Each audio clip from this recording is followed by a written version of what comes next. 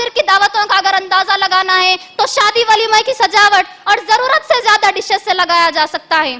صحابہ رضی اللہ تعالیٰ عنہ کا بھی یہ معمول تھا کہ ایسی کوئی دعوت کو قبول نہ کرتے جو آپ صلی اللہ علیہ وسلم کو ہرگز ناپسند تھی، اور اگر جانے کے بعد پتہ چلتا تو فوری بائیکاٹ کرتے ہوئے واپس آ جاتے۔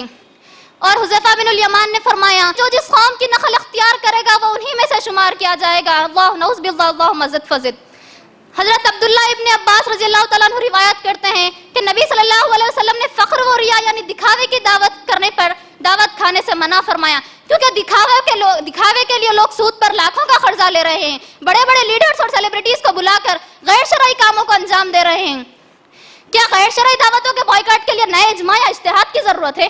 نہ کسی اجماع کی ضرورت ہے نہ اجتہاد کی۔ رسول صلی اللہ علیہ وسلم خود اور صحابہ رضی اللہ تعالیٰ عنہ و ائمہ اکرام نے ایسی غیر شرعی دعوتوں کا سختی سے بائیکاٹ کیا۔ آپ صلی اللہ علیہ وسلم نے سینے کی طرف اشارہ کر کے فرمایا التقویٰ ہا ہنا، یعنی تقویٰ یہاں ہے، استفتی بقلبک، یعنی اپنے دل سے اپنے ضمیر سے پوچھ۔ آج شادیاں بالکل ایک تجارت بن چکی ہے۔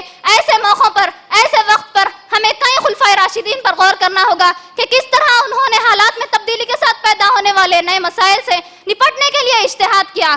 عہد حاضر کے رسم و رواج بالکل خلاف شریعت ہے۔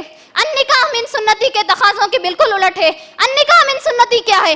النکاح من سنتی مطلب نکاح میرے نبی صلی اللہ علیہ وسلم کی سنت میں سے ہے۔ کچھ لوگ رخے پر تو النکاح من سنت لکھوا دیتے ہیں، لیکن آپ صلی اللہ علیہ وسلم کی سنت کے خلاف کام کو انجام دیتے ہیں۔ آج مسلمان کے غیر شرعی کاموں کا نتیجہ یہ ہے کہ غربت و افلاس میں بے پناہ اضافہ ہوتے جا رہا ہے، بے روزگاری بہت تیزی سے بڑھ رہی ہے، جہیز اور کھانوں کی مانگ وومنس رائٹ کا خلاف وائلیشن ہے۔ لڑکی کتنی ہی قابل اور باکردار کیوں نہ ہو، اگر اس کے والدین جہیز اور کھانے کی رسم کا انتظام نہ کر سکے ہو تو اس کو اچھے گھر کی شادی کے حق سے محروم کر دیا جاتا ہے۔ جہیز کیا ہے اس باپ سے پوچھو جس کی زمین بھی چلے گئی اور بیٹی بھی۔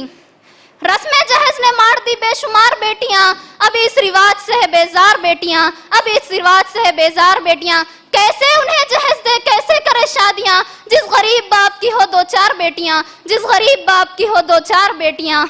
بے غیرتی بے حسی بھی بہت بڑھ چکی ہے، پھر بھی کئی شخص ایسی دعوتوں میں شرکت کر کر اس سسٹم کو اور زیادہ مضبوط بنا رہے ہیں۔ جہیز اور جوڑوں کی رقم ان جیسی چیزوں سے طلاق اور خلا میں اضافہ ہوتے جا رہا ہے۔ ہمارے معاشرے میں وراثت میں اسلامی حکم کا پامال ہو رہا ہے۔ بہن اپنی بھائی کی شادی پر خرچ کر دینے کے بعد وراثت سے بے دخل کر دیتا ہے، جو کہ گناہ کبیرہ کا ارتکاب ہے۔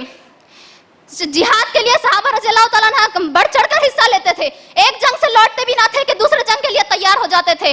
یقین محکم عمل پہ ہم محبت فاتح عالم، یقین محکم عمل پہ ہم محبت فاتح عالم، جہاد زندگانی میں ہے یہ مردوں کی شمشیریں۔ اس پوری تقریر کا خلاصہ یہی ہے کہ ہمیں اللہ اور اللہ کے رسول صلی اللہ علیہ وسلم کو خوش کرنے کے لیے ایسی لوگوں کی دعوتوں کا بائیکاٹ کرنا ہے جو آپ صلی اللہ علیہ وسلم کے سنتوں کا مذاق اڑاتے ہیں۔